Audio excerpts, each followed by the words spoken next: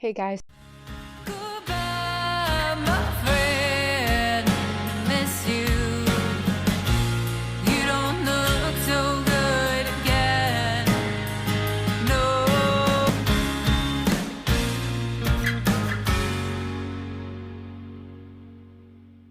Hey guys. So today we had Dherryk from Centuries of Decay, the drummer.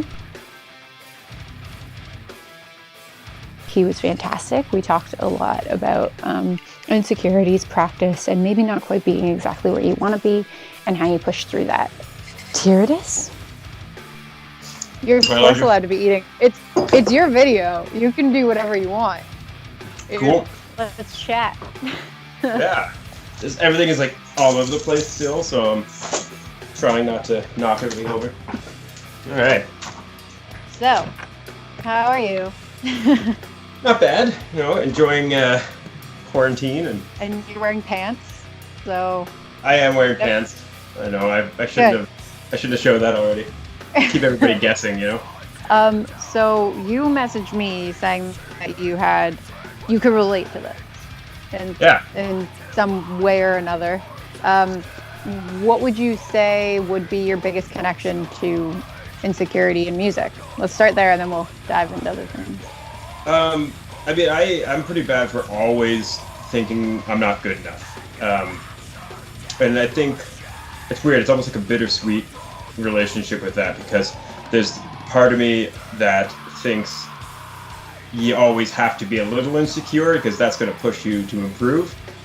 But it's kind of a balancing act where, it's easy to get too insecure and always think you're crap and always feel down about yourself, Never giving yourself like the credit that you're due to a degree. Yeah, absolutely. And I think part of my insecurities, I think, weren't completely unfounded. I mean, my people that I'm close with will always like make fun of me for saying that, but there were certain things that I would have a hard time like actually playing, and in regards to like double bass or something like that. I'd have a BPM range where I actually wasn't consistent and I couldn't consistently hit that, and I knew I couldn't.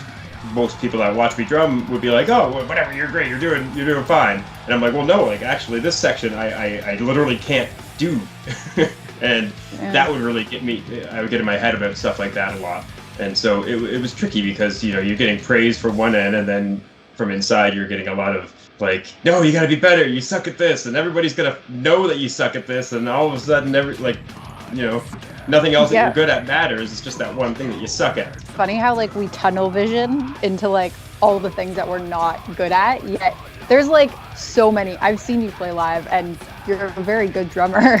Like very. And I just find it so interesting that most of the people that I talk to that I find are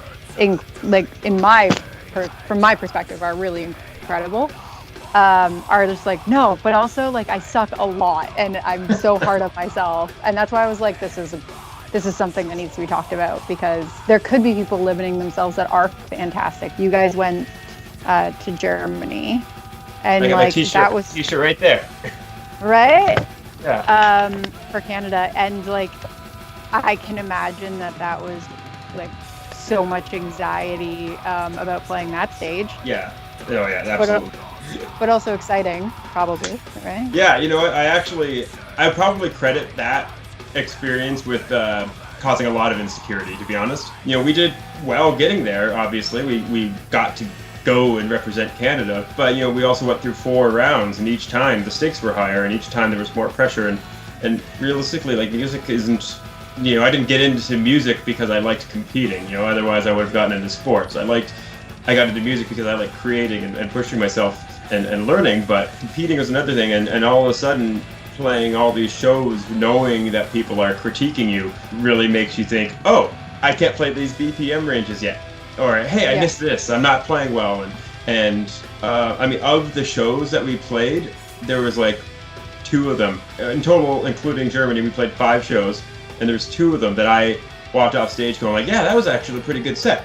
And then the other ones were all just like, that was garbage. I feel so bad. And like at Wacken, when we played, it was rushed and we'd never played anything that huge before, obviously. And there was a lot of things that that went into it. Like, you know, we weren't ready, we were uncomfortable, and you couldn't hear much and just stuff like that. And it felt really, you know, I felt like I really didn't play my best by any, like, not even close.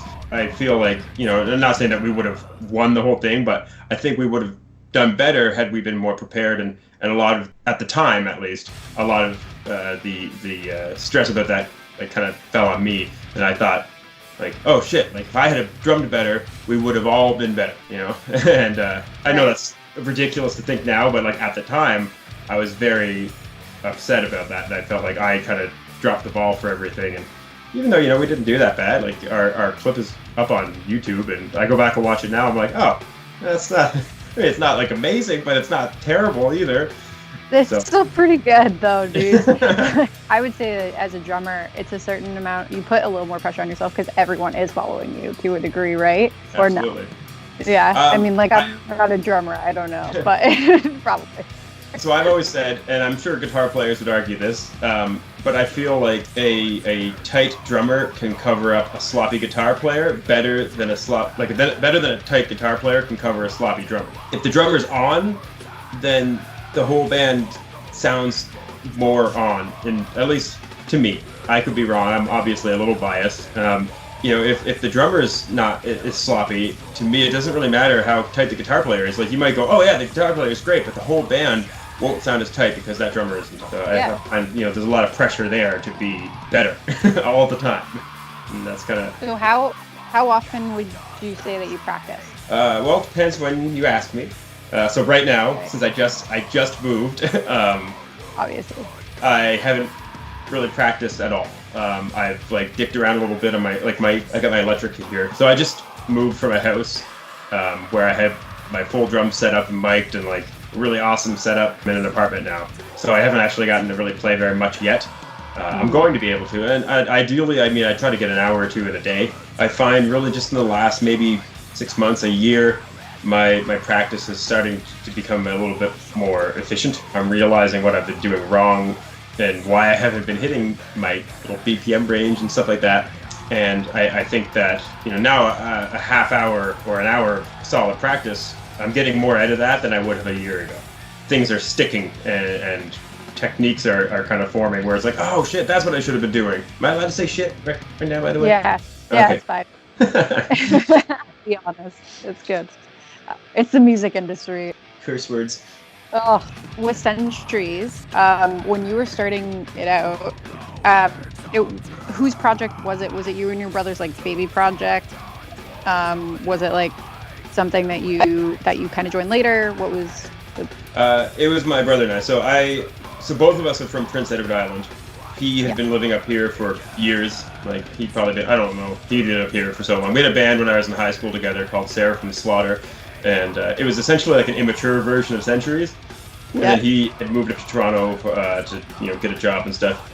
And the whole time we were apart, we kept talking and being like, yeah, it'd be cool to like start another project up and all this stuff. And, you know, I had started working and had a pretty good job in PEI and stuff.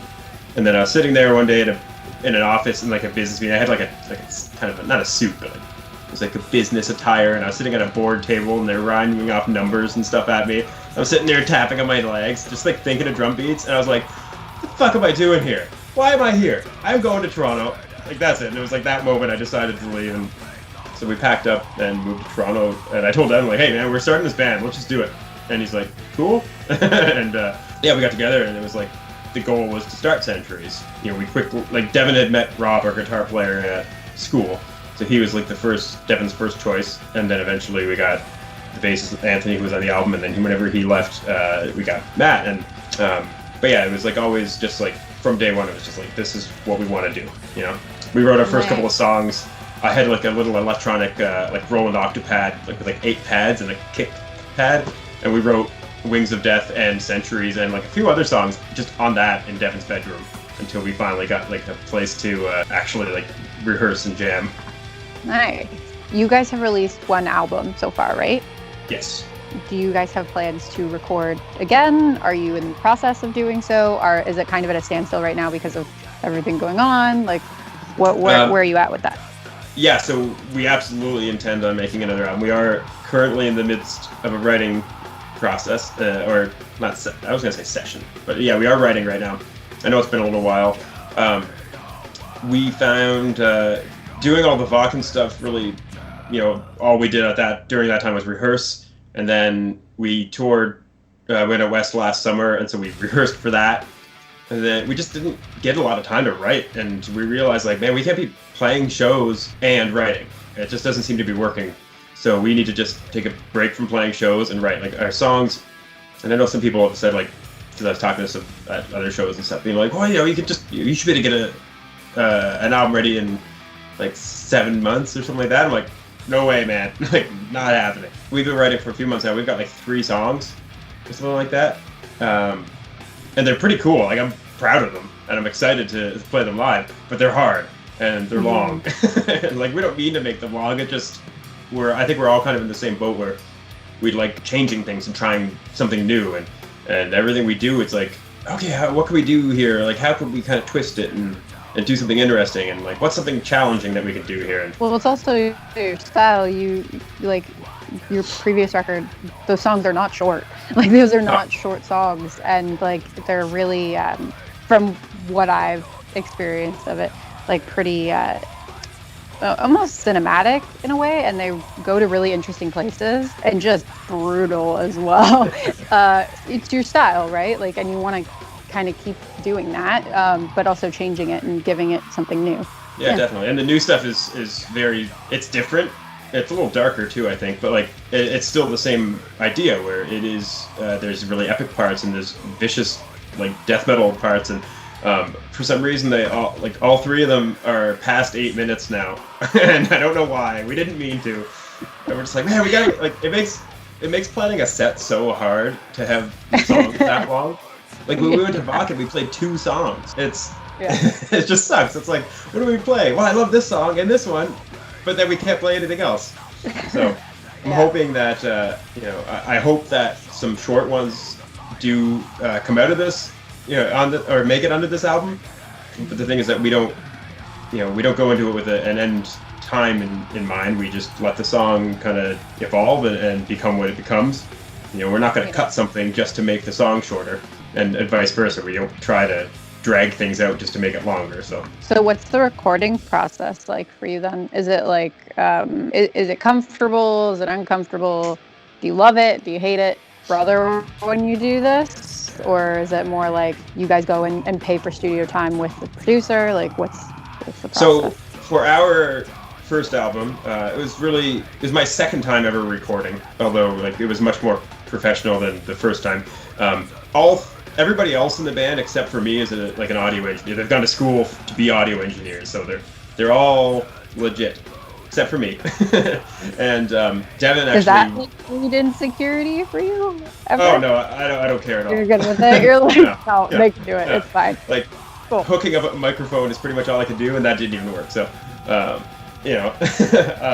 but so Devin works for a movie production company, recording, kind of like doing like voice recording and stuff like that for celebrities and everything. And a couple of years ago when we were recording the drums for the album, it was closed over Christmas, and so we were like, hey, let's go in and use that awesome room for the drums.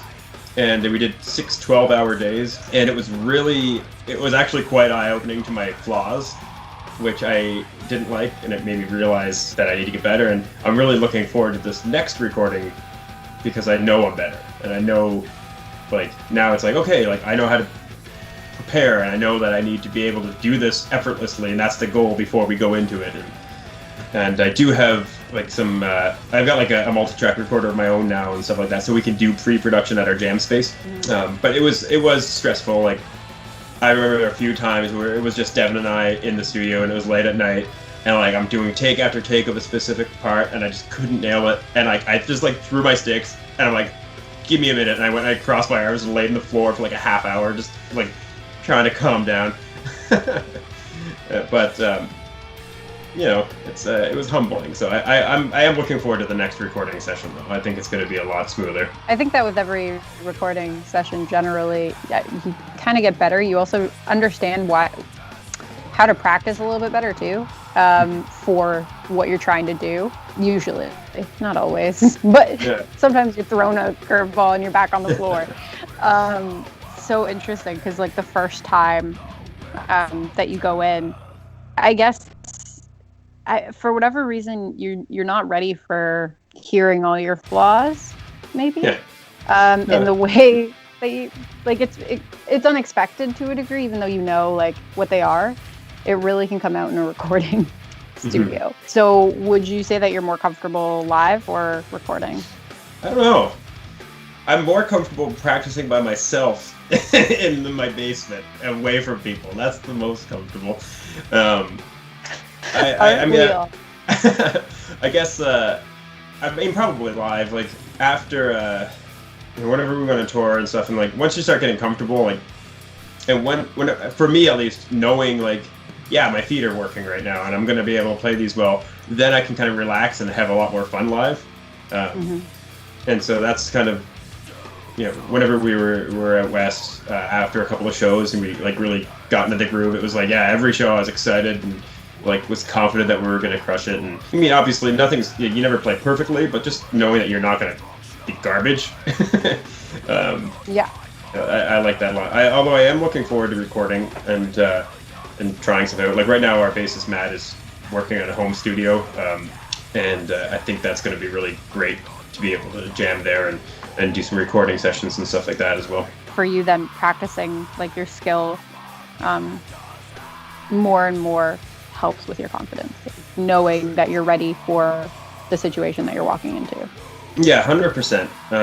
Yeah, just knowing that it's like that you're on, and I spent so long thinking there was something wrong with me, and because I always assumed like why can't I just can't do this? Why can't I do it? And now, and to be honest, I think a big thing for me was I got diagnosed with ADHD, and that actually was a big pivotal point for me, because I would get frustrated at not being able to do something before, and I would think, okay, I'm doing a double bass, I gotta just power through it and go and go and go, and then I would get burnt out and I wouldn't be able to play, and I would just get worse, and I didn't really understand what was going on. And then once I got diagnosed with that and I started medication, I felt like I could just think clearer. I wouldn't get so distracted. I would play and I'd be like, oh, I'm fucking up. Okay, I gotta slow down a little bit and breathe and just relax. And then all of a sudden, I started making this crazy, knowing that, like, yes, I can do this. I will be able to get this someday. That makes me a lot less nervous and not feel so shitty about it. Yeah, it allows you to take that second to like look at it from a logical standpoint, being like, okay, no, take a step back, let's reassess. Yeah, and I think that a big problem, I wish I was able to get lessons when I was learning. Like, everything I've ever learned, I've learned wrong and have had to reteach myself like multiple times. You always think like, yeah, I got it, and then all of a sudden, a few years later, it's like, oh wait, no, that's wrong. I got to relearn this again. But just taking a breath and relaxing and understanding, like, if this isn't working, there is something I'm doing wrong, and maybe you got to slow down and kind of reevaluate. I paid for a few, like, I didn't get online lessons. I paid for some bass drum courses and stuff online from like Martin Jovanovic and from Belfagor and James Payne. I think he plays in like Vital Arrays or something now. But I paid for some of those, and I follow a bunch of Facebook groups with drummers. I never post. I never ask questions, but I always read other people's questions. I don't know why. I should just post things, but it's one of those things where I just, for me at least, yeah, like we already said, like, not the confidence issues come from being uncertain and not being confident that I'm going to be able to replicate my results. And the closer I get to being, like, feeling like I've got absolute control over my playing, is, the calmer I get, the more confident I'm going into a show. Like, if I go into a show and the practice beforehand, or a couple of days beforehand, I wasn't able to play parts, I'm gonna go into that show being like, oh my god, like, why can't I play this? What's going on? And historically, a lot of the time, the problem was that leading up to a show, I'd start practicing, and then I'd feel like, oh, I'm not playing very well, and I must have to practice more, and I actually was probably just burning myself out. Where in reality, I should have just relaxed and taken a day off. So would you say that it helps learning from people or taking lessons from people that you aspire or you like, or you appreciate their skill level, and that you try to, I wouldn't say replicate, because I feel like everybody has their own voice on their instrument, but just people that you are inspired by. Oh yeah, like I mean, I think it's okay to say replicate because at the end of the day, music is always just things that you've stolen from previous bands. Like everybody does that. That's all music is. It's regurgitating, like generally. Music started with some cave people hitting drums, and then other cave people going, "That's cool. I'm going to do this and this," and then it just progresses from there. So, absolutely, and I think that everybody should always be doing that. You should always be looking at other things that people are doing and being like, what do I like? What could I like? What does this person do that I could incorporate in my playing and then put my own spin on it? That's why I love drumming and I love music, is because there's always something. You're never going to know everything. You're never going to be a master at everything. The better you get, the more of your own style you create, and there's just so much out there. A buddy of mine, and I feel like this quote also contributed to some of my insecurities, kind of like what we were talking before, but he said, like, the minute you're happy with your playing, you should just put down your instrument because you're never going to get any better at that point. And I agree with that, but now that I'm a little older and I realize, like, you got to give yourself a little credit sometimes, But like for me, it's interesting because I talk to my brother about this quite often, and we're very different. Where, like I was saying earlier, where I feel that the tighter the drummer, the better the band sounds. I do believe that, and I do take that to heart. And so I am practicing quite a bit, thinking like, I need to be tighter, I need to be better. The better I am, the better the rest of the guys are going to sound. And it's interesting because Devin and I talk about the way he practices, and it seems to be more like, I want to write a cooler riff. He's never concerned with like, how can I shred and how can I do this? It's like, what kind of riffs can I write? What kind of songs can I write? And I guess at the end of the day, that is him going, how do I write a better song? It's more like I put a lot of effort into technical skills, and I mean, obviously, I try to balance it, but there is a lot of effort into just playing well and doing things properly. Recently as well, I was not diagnosed, but like I've got tendonitis in my shoulder, and I was starting to get signs of carpal tunnel, and so that made me be like, oh no, okay, I got to like really clean up my technique now. So I'm sitting like, I'm sitting at my practice pad, just like get like slow and making sure that I'm playing properly and doing drills. Same with my feet and things like that. And I've been playing for almost 20 years now, and I'm playing like at speeds that anybody can play at, but it helps to take a step back sometimes. Well, not anybody. I mean, like for my practice, I'm literally I'm like setting my metronome down to like 80 BPM and just doing the bare the slowest motions, just so I can pay attention to what is moving and develop that control. And it's interesting because playing that slow, once you get up to the higher tempos, it actually you feel better even though you weren't practicing those fast tempos. I've heard so many times with practice, like, slow everything down and see if you can do it. Because going fast is great, but you can really hurt yourself. Oh yeah, absolutely. I hurt my wrist. Corey was trying to show me how to blast, and I'm like, and I did it kind of, not well, and I just like, my wrist for like a day was just a disaster because clearly I don't have the skill and I'm a hairdresser, so everything was just like, ow. You look at other artists, you're always comparing to try and grow your skill.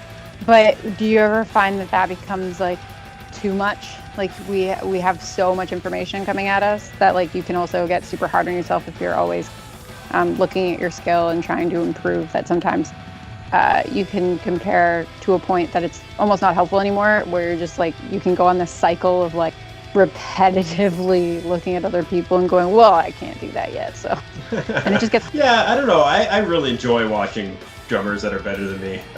It's always just exciting, You see someone who's amazing, and you're like, or you see someone who's like really, really good, you're like, fuck that guy. He's not human. That's what I'm talking about, right? Yeah, I don't know. I love that stuff because it's like when you see someone who blows your mind, it's like, oh man, there's like a big door just open and there's another room full of cool things I might be able to learn. I don't know, I like that stuff. And it is like, sometimes you look at drummers and they're like, yeah, I've been playing for like 8 years, and it's like, holy shit, how do you have such control over your feet? Like, why have I been playing for so long and I can't do that? And that's frustrating, but I'm really working hard at kind of going back and being like, you know what, man, like, relax, because you've been playing with a improper technique for years and years and years, and you've literally just ingrained bad habits, and you got to break those.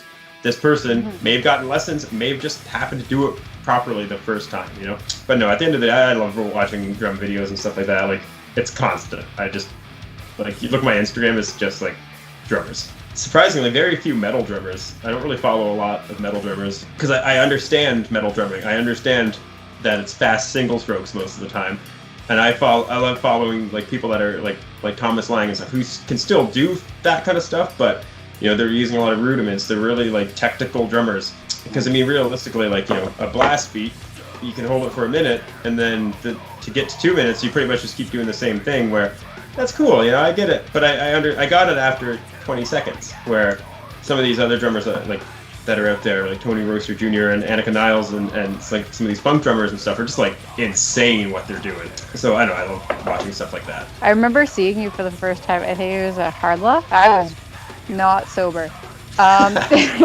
Dude, you were so good, and you were just like so sweet, and just like thanks. I'm like, okay, I'm gonna walk away now. But you were so good, and you were it was really impressive, and you have good presence on stage and stuff. So you're killing it, man. Like, work as hard as that guy does, and he's so great and so incredibly like focused.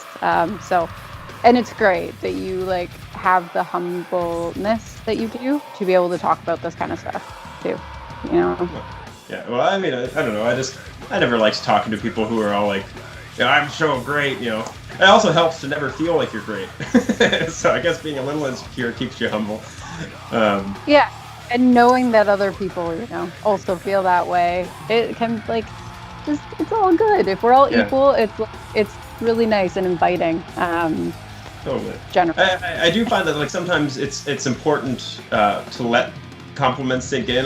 Sometimes I'm bad at just deflecting them. I'm like, someone will be like, oh, you're really great. I'm like, oh yeah, like you kind of say thanks, and then you don't necessarily like really believe them.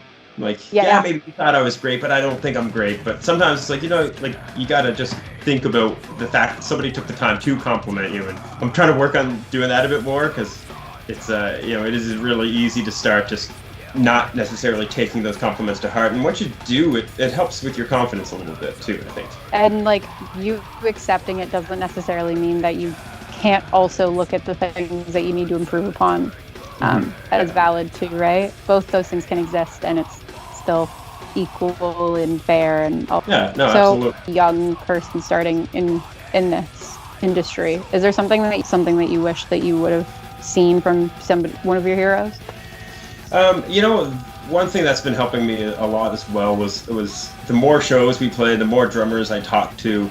I actually remember talking to Corey about this a little while ago at a party, and asking drummers who play big shows and are more successful than me, like, if they feel bad about their playing ever, and if they get down on themselves, because everybody does. And that was one thing that, like, I started thinking, like, oh wow, like, this person is feeling bad about their playing, like, they're so good, what the hell? And I think it's really normal. You're always going to have a doubt. You're always going to have bad shows. You're always going to have bad days, and it's really cool to realize that even the pros feel like that sometimes. So it's normal. Workout, or not workout, that's the wrong term. Practice, routine that you could give anybody, what would it be? Oh, any drummer, man. Or wanting to start out. That tells you. Practice routine, I'm going to say for a metal drummer, and for double bass, you know what? I used to think that you had to muscle your way through it. I looked at it like lifting weights. I thought to play double bass, I need to pound and just build those muscles up so I can stomp faster. And now I'm realizing it's more like that, like dribbling a basketball. So instead of, thinking I need to be able to play this for a minute straight, you play as long as you can effortlessly. And once your technique starts slipping, then you stop or you slow down and take a break. Maybe you go from 16ths to 8ths and you build yourself back up. But like you can start like slow, but once you start, increase your notes slowly. So, you know, I might play like like that, and then once I'm ready, once that's effortless, I'll do like you know, I'll add 2 extra 16th notes or something like that. Increase your notes slowly, and only play what you can play effortlessly. Once you're pushing, you're not getting anything out of it. I hope that makes sense. I don't know if I explained that very well. No, that's. I mean, I kind of get it. I'm not a drummer, but I'm sure it will be helpful. So that's it. And don't get too hard on yourself. Take a second. And if your feet aren't working one day, do hand stuff. You got, you know, work at your drum faces in the mirror for a half hour. I don't know. I don't know. I feel like I could have a worse drum face, but like I see pictures of me and I always look so angry when I'm playing for some reason, and it's never intentional. Well, you're in the right genre, so you're fine. I know. I just feel like a liar, you know. I'm just not a very angry person, and then when I'm playing drums, I just like look at me and I don't know. It's the focus, sheer focus. Yeah, it's commitment to the bit. Thank you, and I can't wait to see you at your next show. Yeah, well, thanks a lot for letting me do this. This was really cool.